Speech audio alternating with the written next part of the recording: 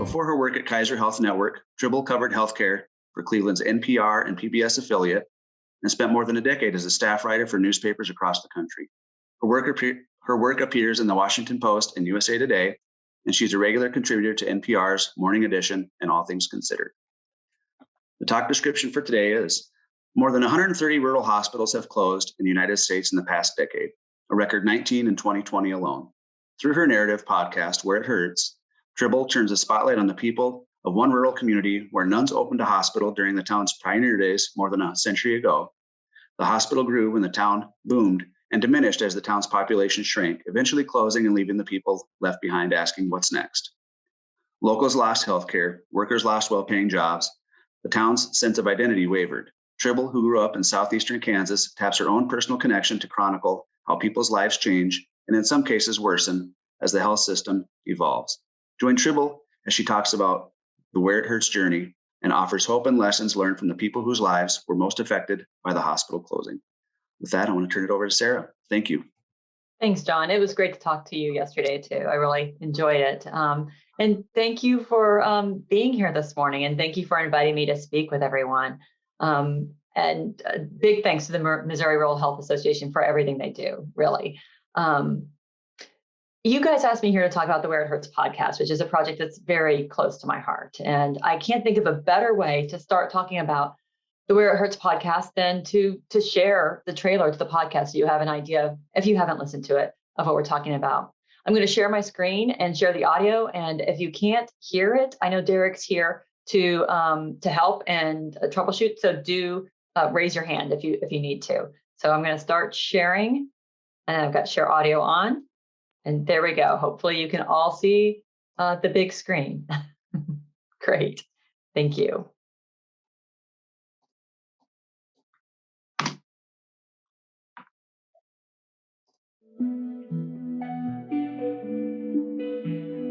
When a small town hospital closes, there's loss and a sense of dread. I don't understand how they can just so blatantly close the hospital. Where's the humanity? What are people like us supposed to do?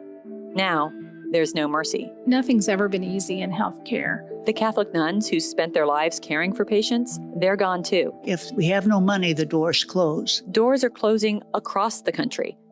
I'm Jane Tribble. Kaiser Health News and St. Louis Public Radio are launching a new podcast called Where It Hurts. It's about the painful cracks in the American health system that leave people without the care they need. In rural America, hospitals that have been around for lifetimes are packing up and leaving. These will be ghost towns or just populated by leftovers, and I don't want to believe that. I don't want to believe it either. I grew up in Kansas, so I went back home. And I spent more than a year listening to the people left behind. Initially, I cried a lot. You cried a lot because you were losing your job. Yes, and I was going to have a baby. In a small community, we don't just know our nurses, we're friends with our nurses. We always felt come hell or high water, you're going to be with us. We used to go there for my brother because he had asthma. You need to feel like you're safe and could be taken care of. Season 1 is about what happens after a hospital closes and surviving the best way you know how. Subscribe now. Where It Hurts is coming in fall 2020. This project won national awards. It had accolades from well-known podcasters, This American Life, and so forth. More importantly, it won high praise from the people who were involved in the project, the people I interviewed for the project. They asked for copies and disc of the audio so they could go back and listen to it. The town archive requested the entire series of stories and audio for their records so they could keep it. And to me, that was the most important thing, because if you can make sure you're fair and balanced as a journalist to the people you're covering, then I think you're doing your job well and sending a message out to folks who are willing to listen. By the end of today's talk, I hope that you take away this idea of hope and learn a little bit about the people who are in the podcast, the people that helped me along this journey, and then also a little bit about what I learned and hope to pass on about healthcare in rural America. I know you guys all work there, you know plenty of stuff, but the view I had was, I think, a unique one, coming in and seeing and watching a town as it coped with the loss of a hospital. Many of you know this already. This is the map of hospital closures, thanks to UNC in North Carolina. They have a rural hospital closure tracking system. It's not scientific. They take news reports across the U.S. and load them in on hospital closures. And I think we all know this trend, right? There's been more than 130 hospitals that have closed since 2010. Some of that closing, it slowed down in 2020 because of the CARES Act funding and other funding that went into the rural hospital system. But I think that was just a pause in what we're seeing as far as the trend, particularly with critical access hospitals and PPS hospitals. My mom called me. As you heard in the trailer, I'm from southeastern Kansas. So I talk to my parents all the time. They still live there. My mom called me in 2018, October 2018. That was right after Rita Baker, the then president of Mercy Hospital, announced the hospital was closing. She called and said, we have another hospital closing, and it's in Fort Scott, which is a place that I used to visit as a kid because they have a national historic fort, and I loved going there. I thought it was a very exciting town. I knew this was a big deal because just a few years previously, Mercy had closed another hospital in southeastern Kansas, the Independence Hospital. And so two hospitals within a short period of time, definitely more than a national trend, it was a local trend, and it was hitting people I knew. I went to the editors. I was hired to cover pharmaceutical industry. I still cover the pharmaceutical industry. You can see my latest stories on the COVID vaccine if you Google my name. And I still cover rural health too when I can. And I went to the editors and I said, this is important. This could be a perfect example of the lack of Medicaid funding. When a state doesn't pass Medicaid funding, you could go to Fort Scott and you could talk to them about their funding before they closed. That was October 2018. The editors said, good idea. They put it on the list. Then my executive editor, who we brought in from the New York Times, Elizabeth Rosenthal, she stopped me in the stairwell one day as I was on my way to lunch. Remember when we all went to offices? She stopped me in the stairwell and she said, she just started the conversation. She said, can you get to Fort Scott before it closes? And that was in December 2018, the beginning of the month. The hospital was slated to close on December 30th. I said, yeah, I can. I'm going back anyway. I was already traveling back home multiple times in 2018 to see my sister, Maggie, who is less than 2 years older than me. She was suffering from pancreatic cancer. So Louis stops me in the stairwell. I knew this trend. I knew the trend nationally. I knew the trend locally. And I knew that this would be a universal story. I knew that Fort Scott would hit home not only in Kansas, but for much of rural America. I know there's different definitions for rural and frontier, but I thought the idea that a hospital closing in a small community was pretty transcendent across the U.S. The challenge was I was also dealing with my own personal reasons for going back to Kansas. The first time I flew home for this story, I flew into Kansas City. I drive 2 hours south to Fort Scott. But before I could drive, when I landed on the tarmac in Kansas City, I had a ton of text messages from my family. My sister Maggie was in the hospital again, this time for internal bleeding. This was December 2018. It was near the end of her journey. And it was about 2 weeks before Christmas. So I delayed my interview. I went to the hospital. And then later that evening, I drove down. And when I drove to town, the first thing I did was to drive, what I do often when I'm doing a story in a new community. I drive around to see and get a feel for the community. And I drove to the hospital. And when you go to Mercy Hospital or went to Mercy Hospital, you drive up a winding path and you see a glowing white cross. It's here on the right. It was glowing that night. It was beautiful. I just sat there and stared at it. And because it was before Christmas, I drove up and parked a little bit and watched the inside. There were lights on. It was like 10 p.m. at night and there were lights on. Santa Claus was wrapping up seeing kids in the lobby, probably for the physicians who worked there and the nurses who worked there. So Santa Claus still went 2 weeks before the hospital closing to say hello to the staff and take care of their kids. We decided to call the series No Mercy at first because it was Mercy Hospital Fort Scott and they were leaving. Interestingly, Mercy itself did not like that name. They called and said that it's not fair. And we pushed back a bit and we said, you're leaving the community, right? And they said, yeah, but we have Mercy. I'm like, well, the community won't have Mercy at all anymore as a hospital, as a corporation. Once you're gone, there'll be no mercy. So we stuck with that. The series at first was a 7-part series for NPR. NPR and Kaiser Health News are spending this year following the historic town of Fort Scott, Kansas. The 132-year-old Catholic hospital, founded by nuns in the state's pioneer days, closed at the end of 2018. Sarah Jane Tribble is a reporter for Kaiser Health News, and she has been in Fort Scott looking at how the community is coping with this loss, and she is in our studio this morning. Thanks for coming in. Thank you. Was the city prepared for this closure? Did they see it coming? No, they didn't.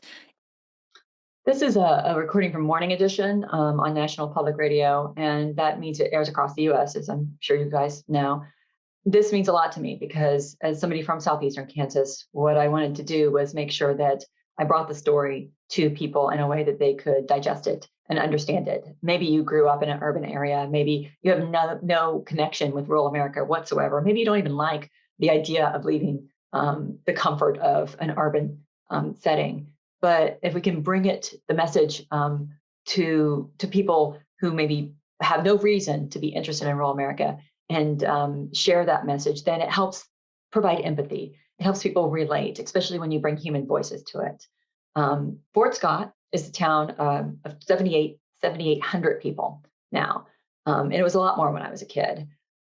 And I have a lot in common with Fort Scott from kind of a geographical area. These communities in southeastern Kansas, and I'm sure in southwestern Missouri, because Nevada is right across the border from Fort Scott, and other communities that I grew up going to, they all have relatively similar dynamics.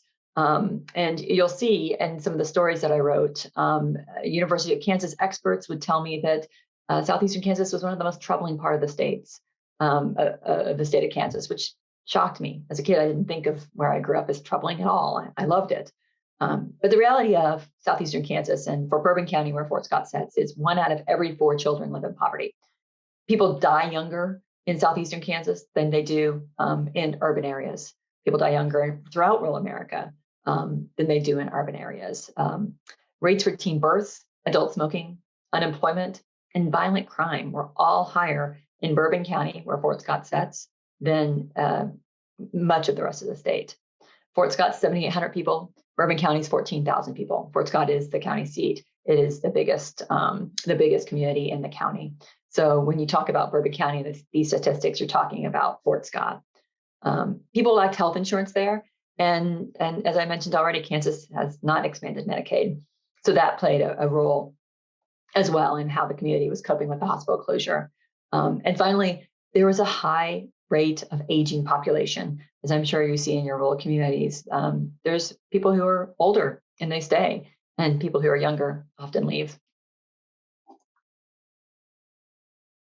While I began working on the project for NPR, my editors came back to me, and I had come back from that first trip to Fort Scott with a 2,400 word story, which is incredibly long. And I thought there was no way that they'll take it. But my editor, Libby, she said, yeah, let me read it.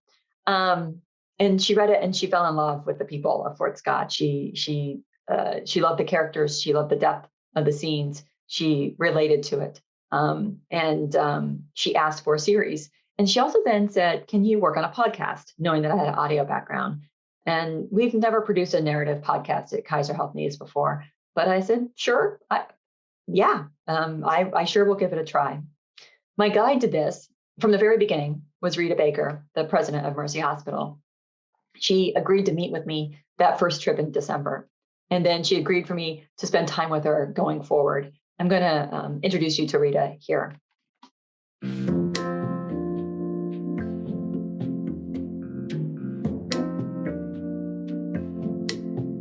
You know how your heart fills up when you get a handwritten card or letter in the mail? Someone signed it, maybe even wrote a quick note. It means they thought of you and cared enough to actually do something. For many in Fort Scott, Kansas, that someone was Rita Baker. She's the president of Mercy Hospital. Well, the former president. And the real challenge was trying to match the card to the employee. So I knew that I had some guys who were always deer hunters. So when I come across a card with appropriate scene on it, I would grab that card.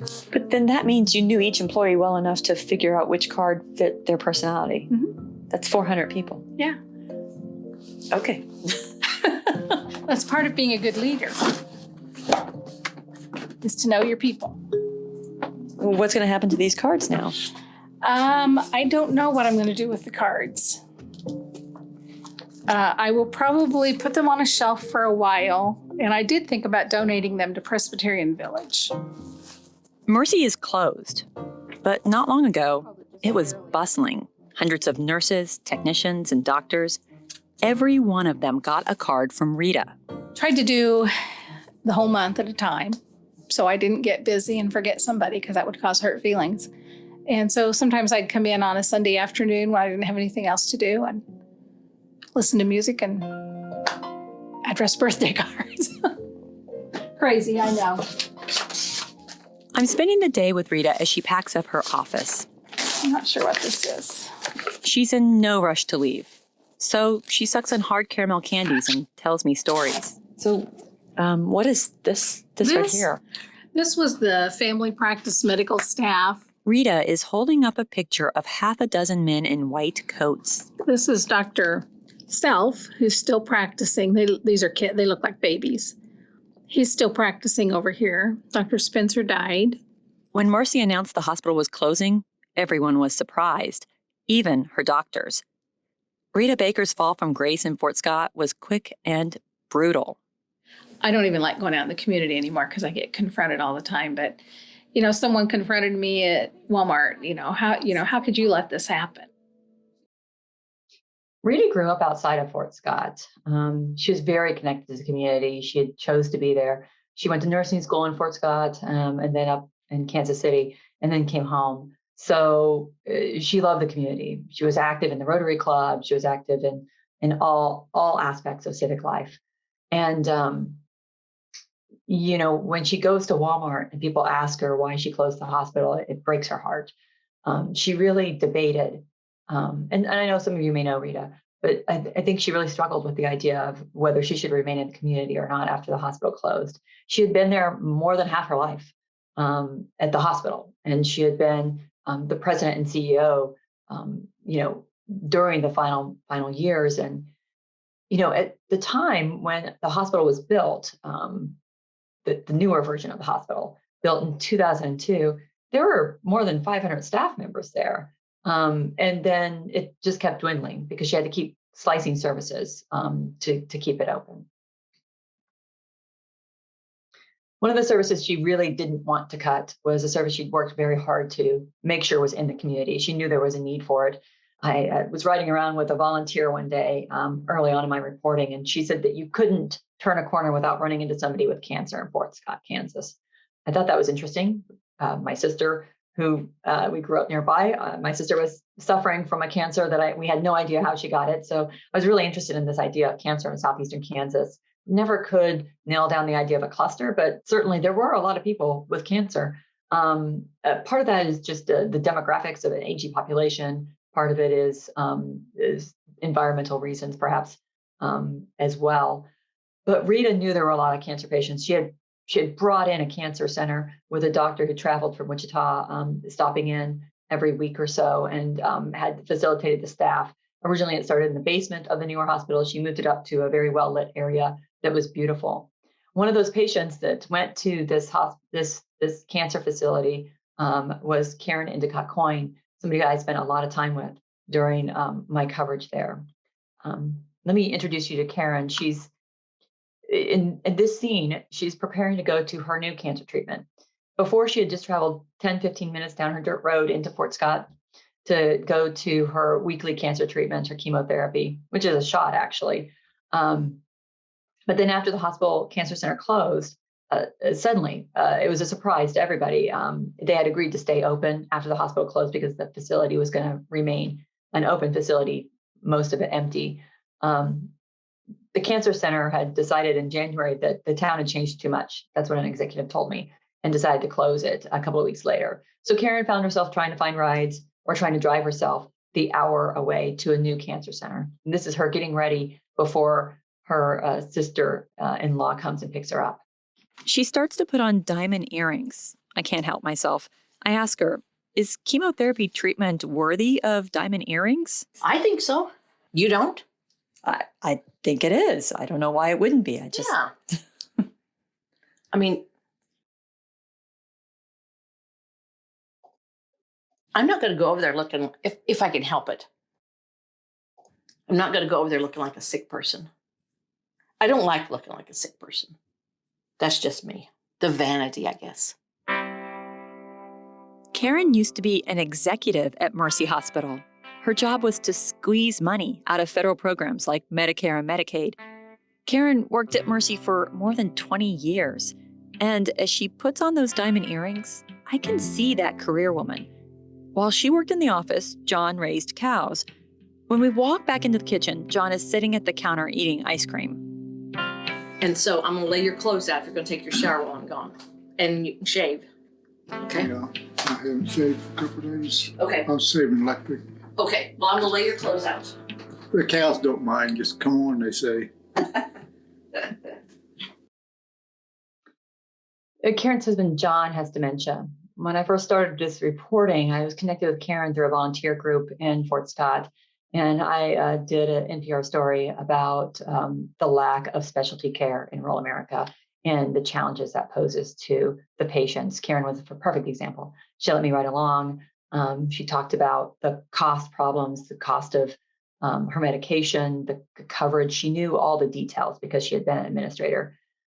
She didn't lose her job at Mercy when they announced its closure. She liked to say, the first loss. She lost her job 2 years previously during one of the first cuts that Rita had to make in trying to save the hospital.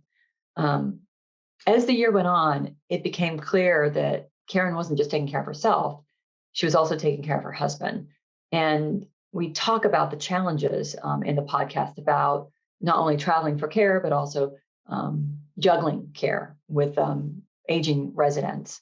So part of the reason for doing the podcast and for doing the stories is to ask the question, does the town need a hospital? Well, in this case, it's not really the hospital that's the question, it's the specialty care that's the question. Does a town need cancer care?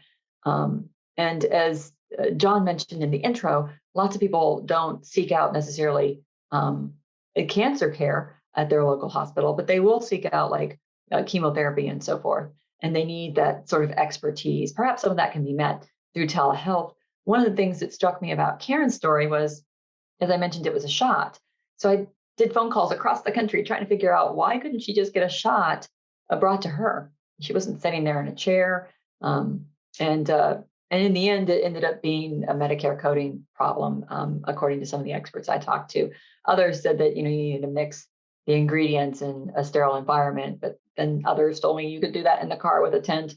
I thought that was interesting because these challenges that we're facing in rural America often have to do with compensation. And I think that the conversation, particularly at a national level, tends to get into the weeds on compensation and how reimbursement should work.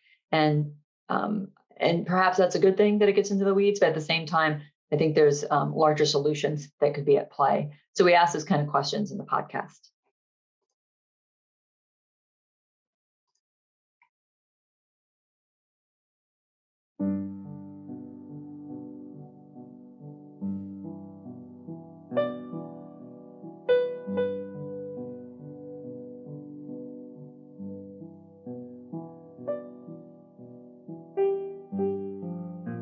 I spent hours with Karen and Debbie and John. Now I'm with my own family, sitting on the front porch of my parents' house, about an hour south of Fort Scott. I love that my parents still live on the same wide open land where I grew up.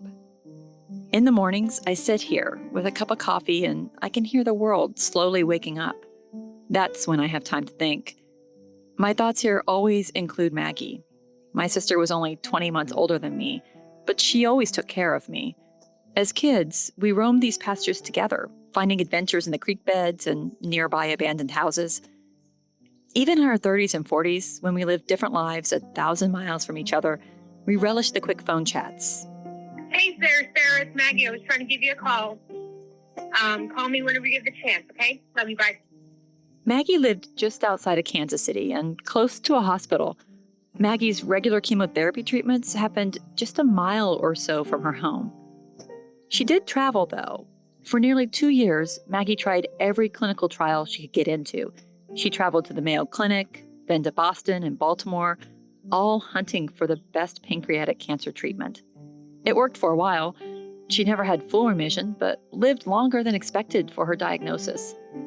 Cancer is awful and expensive, and you need experts in big cities to help you. In the end, Maggie came back here, home. She sat right here on this porch one last time and took in this beautiful world. She was 46.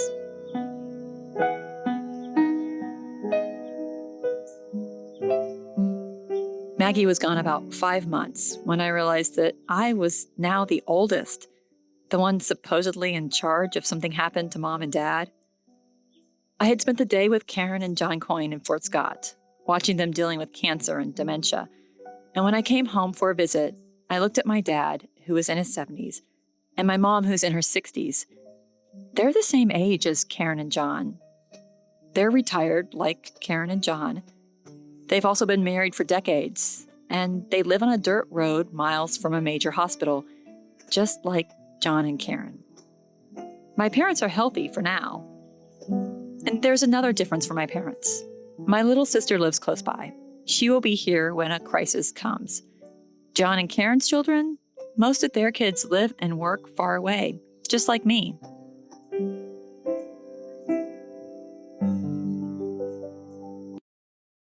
The picture you see here is in the front yard that I'm talking about in this tape. It is taken, obviously, decades ago.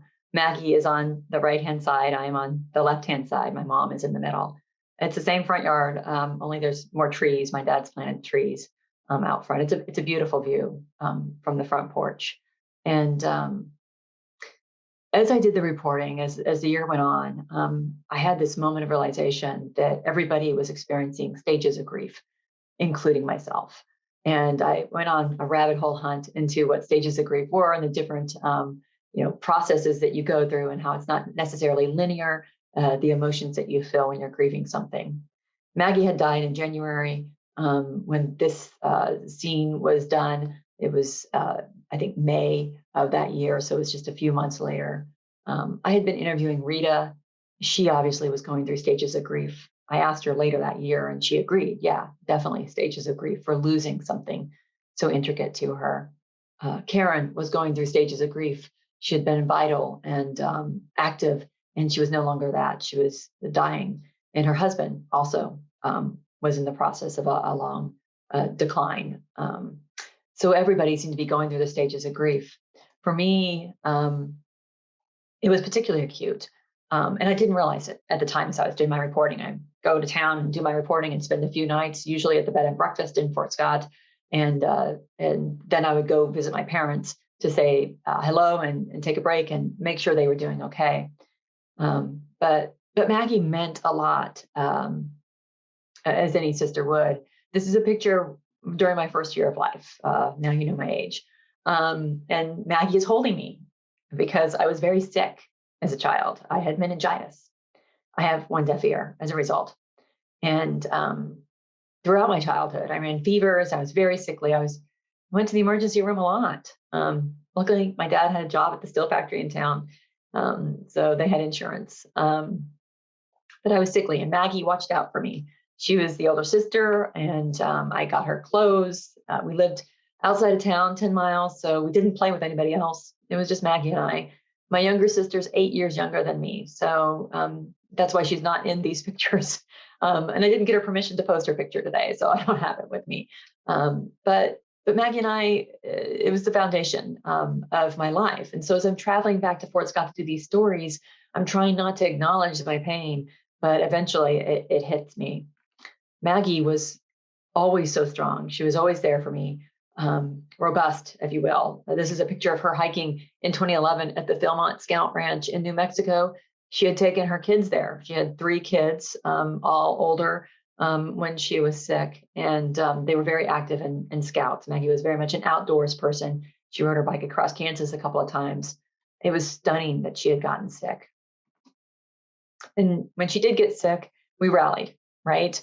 And she lived, as I mentioned in the tape, with pancreatic cancer for 2 years. I talk about this because this was my reference, my point of reference as I'm doing these stories, as I'm working to get to know people in the community, learning about their grief and experiencing my own grief. And also, it really helped me process the idea of how important medical care is for everybody. Maggie lived in Kansas City, in the suburbs of Kansas City, but I was traveling every time back to see my parents who are aging and experiencing this process of people who needed healthcare in rural America through that lens. To better understand the grief that was happening in Fort Scott, as I acknowledged my own grief, I wanted to understand what they had lost. I knew what I had lost. I just told you about it. But I wanted to understand what Fort Scott had lost. And so in order to do that, I kind of went down a hunt into the history. And so there is a chapter in the podcast about the history of Fort Scott. Mercy had provided me emails with financials when I first started the reporting and the stories with NPR, talking about the bed counts, the revenues that they saw drop every year. They had been in the red for years before they closed. And the number of patients attending that hospital was shrinking every year by the day. In fact, at the end, when I went back that first time in December 2018, I went to see Rita at the hospital, and she told me the very weekend before that, 3 weeks before Christmas, not a single patient was in the beds.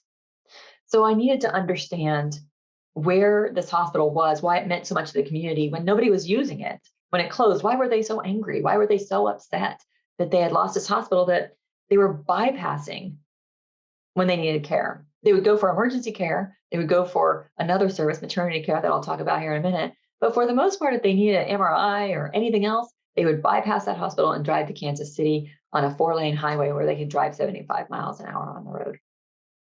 So Mercy had told me, "We've got Rita. You don't need anybody else from us." And they responded to emails. And I didn't think that was enough. I went to the town historian. Everybody for months had said, "Talk to Fred. He's the town historian." So I did. And Fred, this is him on the right, he remembered the hospital from decades ago. Fred is in his 90s. He's doing quite well during COVID. By the way, he's staying in his house and not leaving very much, and has groceries delivered. And Fred talked to me about the nuns and what they meant. Remember, the hospital was founded by the Sisters of Mercy. They're based in St. Louis now. It's that branch of the Catholic Sisters of Mercy. And he recalled the nuns walking down the hallways in their garb, like Batman, he said. And he remembered how they took care of him when he broke his arm, and he stayed overnight in the hospital after a broken arm, which would never happen today, right? He was very hurt by the idea that they left the community, and very angry. And he kind of represented that concept and talked about the success that Mercy had been. And I went and met with him one afternoon. I'd like to play some tape from him. Fred has questions. I wondered what happened to Mercy's mission. At what point did they put the dollar over service? Something happened with the Sisters of Mercy and the Mercy Corporation that seemed to doom hospitals like ours. It's all very painful for Fred. We spoke for more than an hour, and you can tell he's been turning the closing over in his mind. One of the hardest parts of it all, too, is to drive by and see the trucks backed up, loading out the equipment to take to other Mercy hospitals as they clean this one out of any and everything they could. Near the end of our visit, I can tell Fred still has some hope. He knows southeastern Kansas is a tough place for any business to thrive. But my thinking gets back to dedicated to suffering humanity, because these who are left will certainly be suffering. this gentle giant of a man doesn't want to believe that the nuns who cared for him, and so many others, wanted to leave. I ask him, what would he ask Mercy if he had the chance? Are you getting out too soon? That'd be my question. With our history as a community and supporting your efforts, Mercy Corporation, can you stay with us longer and see if we ourselves can't be sustainable with your help. Sitting there in the visitor's chair, I promised to find a nun and ask what happened. I did hunt for a nun, and that's detailed in the podcast in one of the chapters, chapter 4. I wanted to get the answers for Fred, but he wasn't the only one in the community asking these questions. People really didn't understand why the Mercy nuns abandoned them. And they really didn't understand why they couldn't have a hospital, the economics behind that, even though Rita had gone to the Rotary Club and she'd gone to activities to explain that patients weren't coming to the hospital and that they needed to use their hospital more. So I wanted to kind of understand better why people felt that they could have a hospital when the economics weren't there. There was still that hope in the community. And I wanted to kind of find out what is it that they thought of as healthcare, right? If a hospital won't work, then what will work as healthcare? And what I ended up doing was meeting Pat, and she helped me understand what communities in rural America maybe most desperately need. Pat's in the middle. She's holding a cigarette. As you can see, she's very thin. That's her husband, Ralph, next to her. And that's Roxine Postnick on the left-hand side. Roxine Postnick ran a bookstore in downtown Fort Scott called Books and Grannies. It was her hobby. She had worked at the hospital for 20 plus years as well. It seemed like everybody in Fort Scott had worked at the hospital at some point in their life. She lost her job when the hospital closed, and we talk about that in the podcast and the impact that has on her life. Pat, I met outside of Books and Granny in March of that year, and she was outside smoking a cigarette. And she was there because she volunteered with Roxine. I'm going to play a little bit of tape from Pat. As I talk with Roxine and Pat, I pause the conversation because I'm hearing a bit of a rattle. I'm going to get closer to you because I'm hearing something on the mic that I think is also worth noting. Yeah. What's that? It's your chest. Yeah. Yeah. I can hear your chest breathing. You can hear me breathing. Yes, you sure can. Because I have emphysema. That's what I'm dying of. That's why I'm losing weight. It literally sounds like a creaking. Mm-hmm. Can you hear it? No, I don't hear it anymore. I've been sitting here thinking something was on my mic, but it's your... I'm sorry. No, I don't hear it anymore. It's been too many years. I don't hear it anymore. You're dying? What do you mean you're dying? I'm seriously worried for Pat. So you, when you walked in, Roxine said you've been losing weight again. So why are you losing weight? And that's not a good thing at 65, is it? No, it's not. No, it's not. It just... Well, whenever I look at myself, I see my dad and I watch. Pat sees her father when she looks in the mirror. He lost a lot of weight and then died from a heart attack. Pat is already so thin, and she says it's difficult to eat or really do anything these days. It was a nice cushion knowing that the hospital was there if we needed it. A nice cushion knowing that the hospital was there if we needed it. They didn't use it all the time, but it really felt good to have it in the community. It gave them a sense of place, a sense of safety. Pat's great. She laughs at herself. She acknowledges the situation for what it is on so many terms. She acknowledges that she's dying from emphysema, that her husband's dying from emphysema. She acknowledges that the community used to be better. She's a very honest person, and she does it all with that laugh that you heard in there. And she's strong. She's got a very strong will, and she's thoughtful. She gets angry that she can't qualify for Medicaid, for example. And she tells me about the process she went through trying to get to Medicaid. Too much in Social Security. Ralph had worked at a factory for years, and he made a good pension. Not a great pension, just good enough to get by, I should add. And we talk about that a little bit in the podcast and the dynamics around that. What Pat and Ralph and Roxine did for me from a reporting perspective is they brought home the needs of primary care. If you've been smoking a cigarette your entire life, you're going to get emphysema, most likely, right? You're going to need care around that. Perhaps there's nicotine programs that could help you stop smoking. Ralph needed dialysis after a major heart attack that sent him to Joplin, Missouri. When he got home, he needed dialysis. There was a dialysis center in Fort Scott, but once the hospital closed, the dialysis center closed too. So again, I was watching them try to drive to another community 30 miles away to get their dialysis, and Pat juggling the fact that they only had one car and could only afford one car.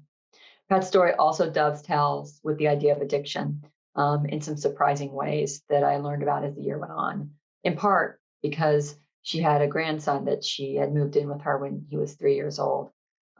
If you haven't listened to it, I haven't posted it yet. There's a new transcript I'm going to post here in the next couple of weeks on an update from the grandson at the end of that episode when I leave him. And he was struggling with some pretty serious internal demons. The solution that comes from the stories of Roxine and Pat and Ralph is primary care, addiction treatment, mental health services, these kind of basic needs that healthcare clinics can provide in a community. And in fact, I was told by experts that these are needs that can be provided less costly by healthcare clinics than by a hospital. And Mercy, Rita told me that herself, that it was more cost efficient to provide outpatient care. Mercy just didn't get reimbursed the same way healthcare clinics did. I want to pause here and acknowledge something about Roxine Posnick. She also was suffering from cancer. It had been in remission when I met her, but as the year went on, she had to start traveling, just like Karen and DeCott Coyne. After the podcast was finished, Roxine died suddenly. Pat found her on the floor of her house when she didn't answer her phone. We don't know why she died, but she was a beautiful person, and she helped me understand the community, and you'll hear her voice in the podcast as well. Books and Grannies is now closed permanently. So primary care, you need primary care. There's something else you really, really need in rural America. I'm sure you guys are all very aware of it. What does a hospital provide that a healthcare clinic cannot? And that under the current Medicare structure, doesn't get reimbursed adequately if you're just trying to operate it. 10-4.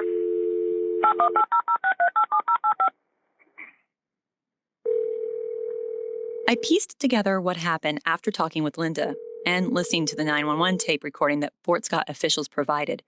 While the EMS crew work on Robert, a dispatcher in Fort Scott dials an air ambulance company. Did you want to remain on the line while I check with my closest available, or would you like me to give you a call back? I'll remain on the line. When the medevac operator comes back on the line, the news isn't good. My Nevada crew is not available, and my person's crew has declined. I will be reaching out to... The first helicopter base said no, so did the second. The operator doesn't say why, just that they can't come. So she keeps looking for a taker. EMS Plum County, being route. 10-4. Meanwhile, at the Finleys' home, Linda says the EMS crew was really worried about Robert's brain. They load him up and drive towards what was Mercy Hospital. That's where the helipad is. Linda gets in her car to follow. And so they just loaded him up and took off. And when I got out there, I go flying in the hospital in the emergency room and realize, there's a cardboard sign in front of the door that they're closed for remodel.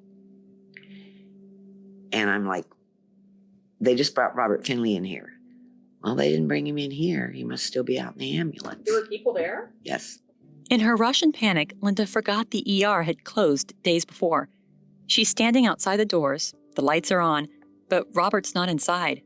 A worker comes to the door and says the EMS crew and Robert are actually parked behind Linda. So this young lady said, I'll check. And she went out, and the EMTs were out there with Robert in the ambulance. In the back of the ambulance, Linda says there's a tube down Robert's throat, and the EMS crew is hand-pumping oxygen into his lungs. I played the EMS recording over and over and counted up the time. For more than 30 minutes, Robert lay unconscious in the back of the ambulance waiting. While the EMS crew and Linda wait, they talk. Remember, it's a small town. Linda knows one of the guys on the crew. So they try to prepare her for what's to come. They told me, I don't even remember now how long it'd be. And they said, but if you want to go home and pack a bag and stuff and meet us at St. Luke's, because this is going to be a bad deal. It's going to be a long, drawn-out deal. I think that the average person assumes emergency care is available to them. There's an ambulance in town, emergency care is going to happen. Somebody's going to take care of this emergent situation. I pay my taxes. Somebody's going to come help me. I think that that's a pretty logical thought process. If you live in a rural community, if you live outside a rural community, you might think it will take longer. What really surprised me about this story was how uncertain that actually can be, particularly when there's bad weather.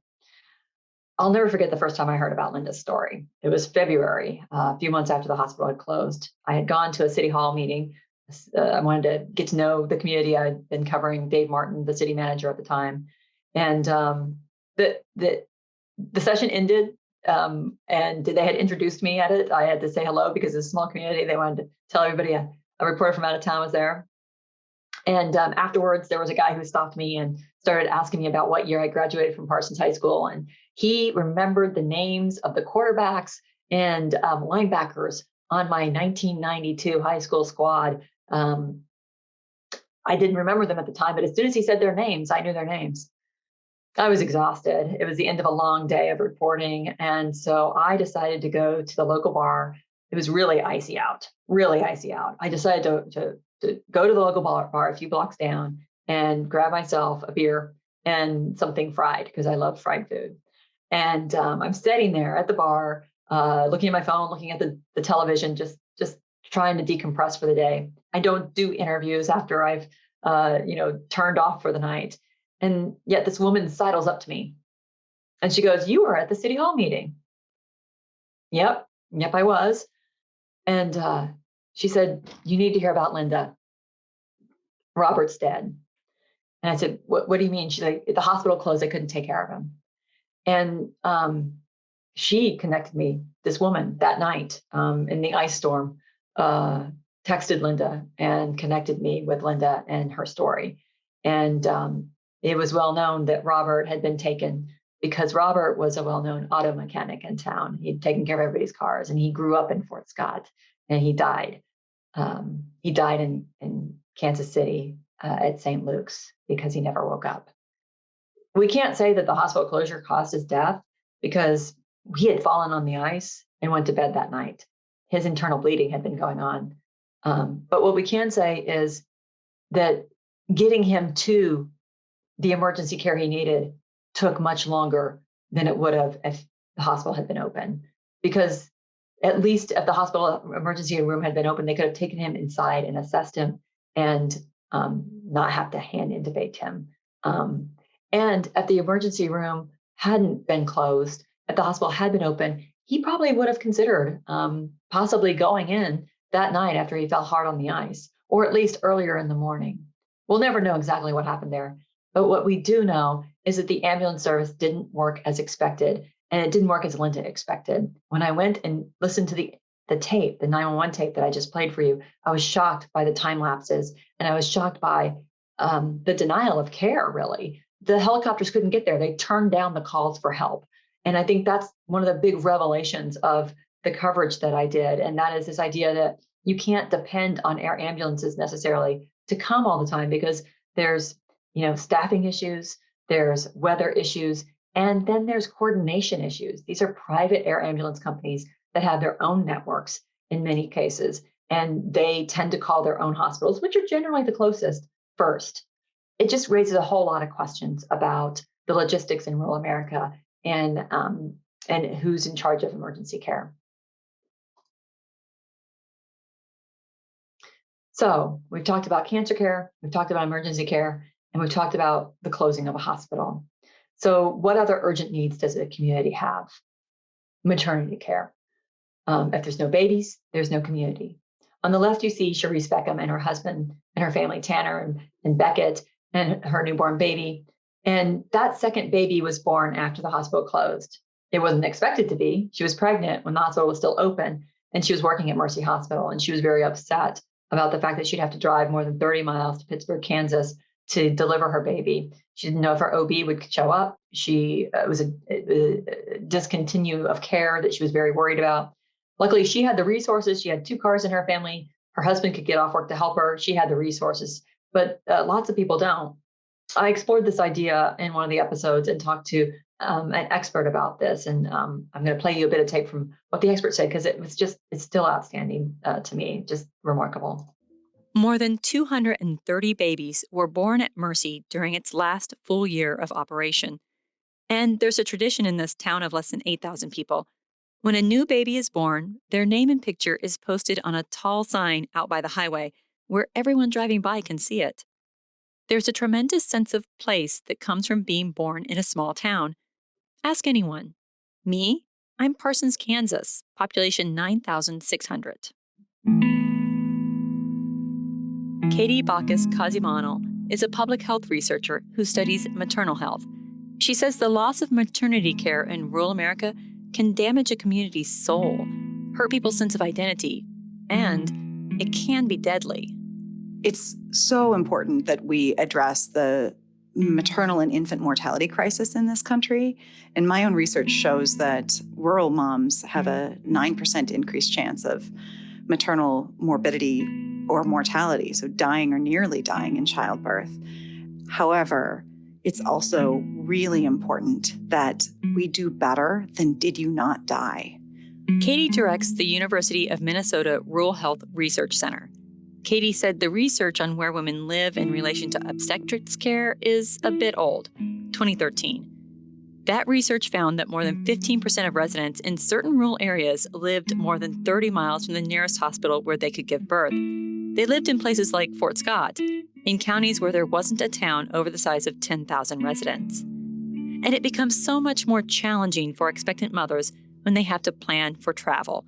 Experts like Katie are watching how the reality of hospital closures and scared pregnant mothers-to-be collide. When a hospital decides to close its doors or close its maternity ward, the risks that are associated with potential emergencies or medical needs, they don't go away with the hospital. They stay in that community, and they stay with the individuals and families that have to sit around and come up with a plan. There's a lot to plan around.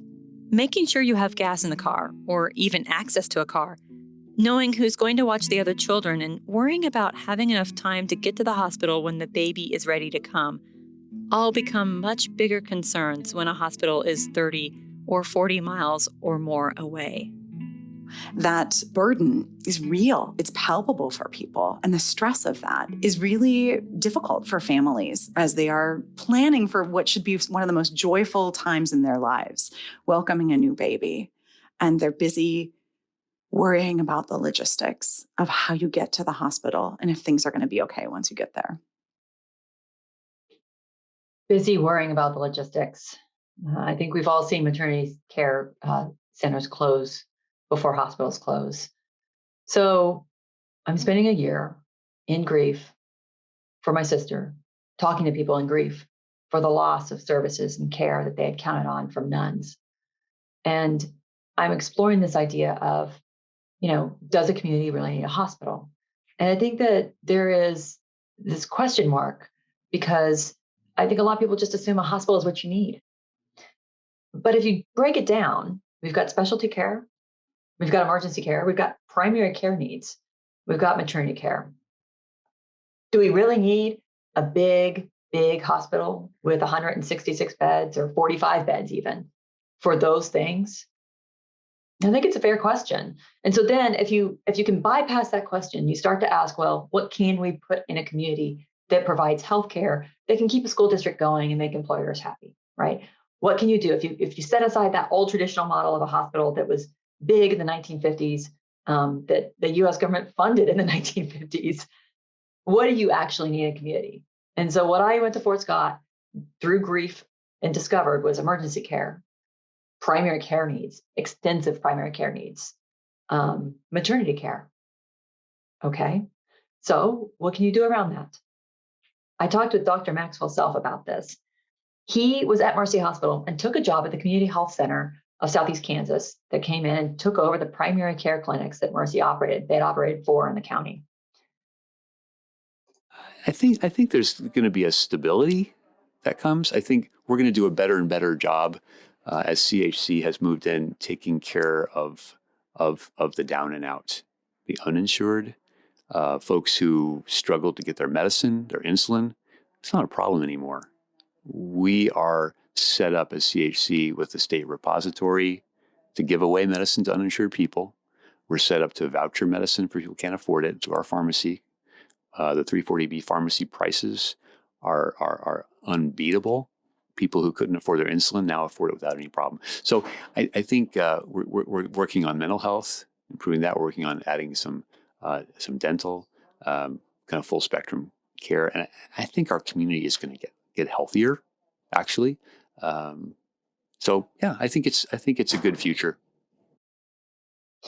There's hope, right? There's hope in his voice about this idea that this health center has come into town. They have the 340B designation, so they can provide discount medications to the community, something that Mercy couldn't do.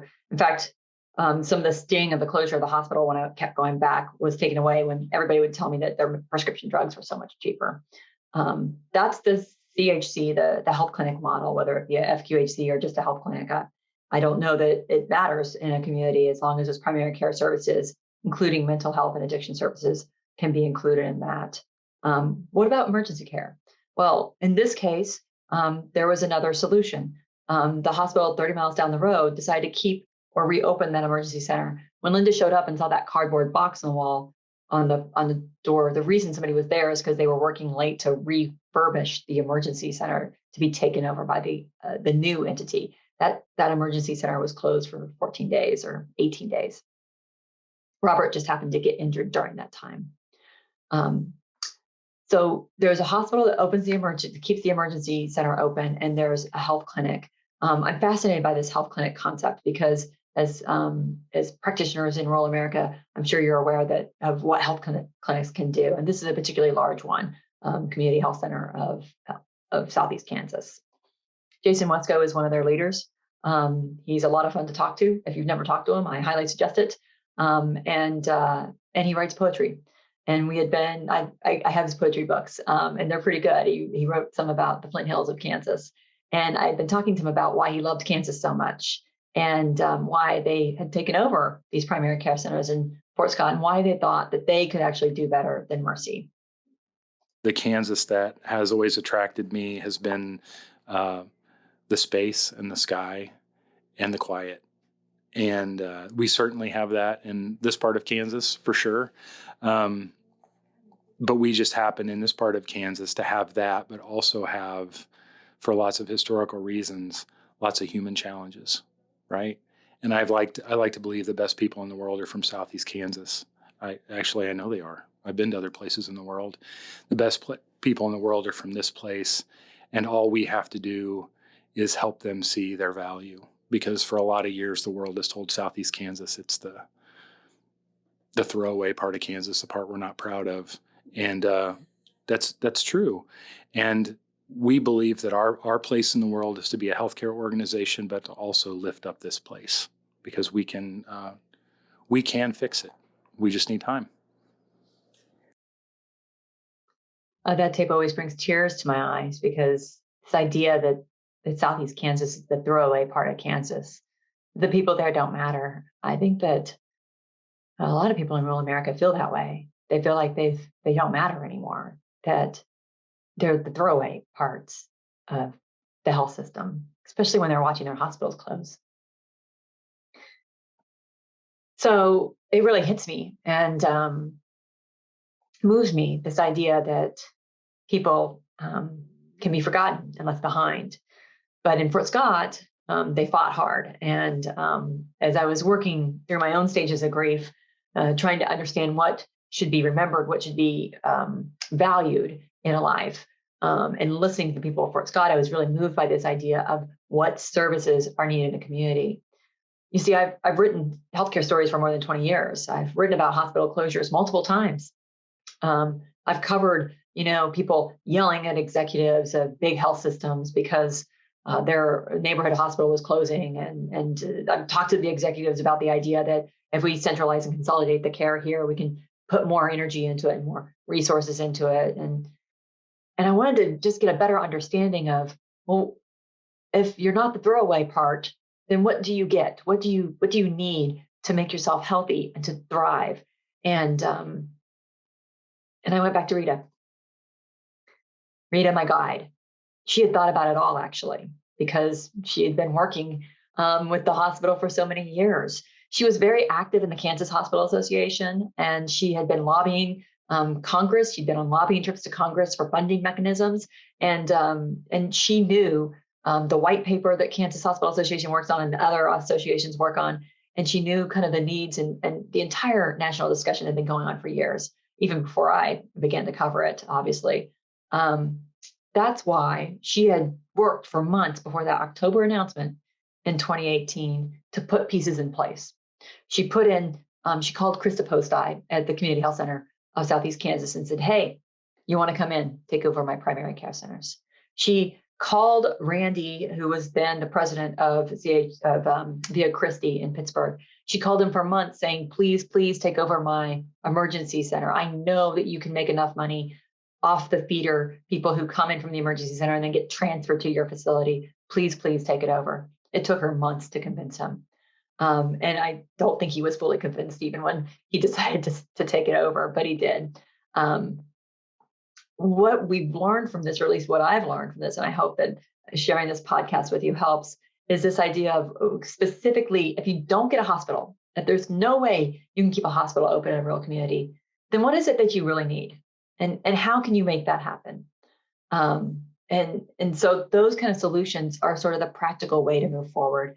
Rita certainly tried to do that in Fort Scott a little bit. I'm sure some of you know this already. I know you do, but she's now working at Community Health Center of Southeast Kansas with a residency program. She's trying to follow something she had talked to me about long before she decided to take the job. And that is this idea of making sure there's practitioners caring for people in rural America. She's still working on that. And I'm sure many of you know that in 2023, there'll be a new Medicare designation for hospitals.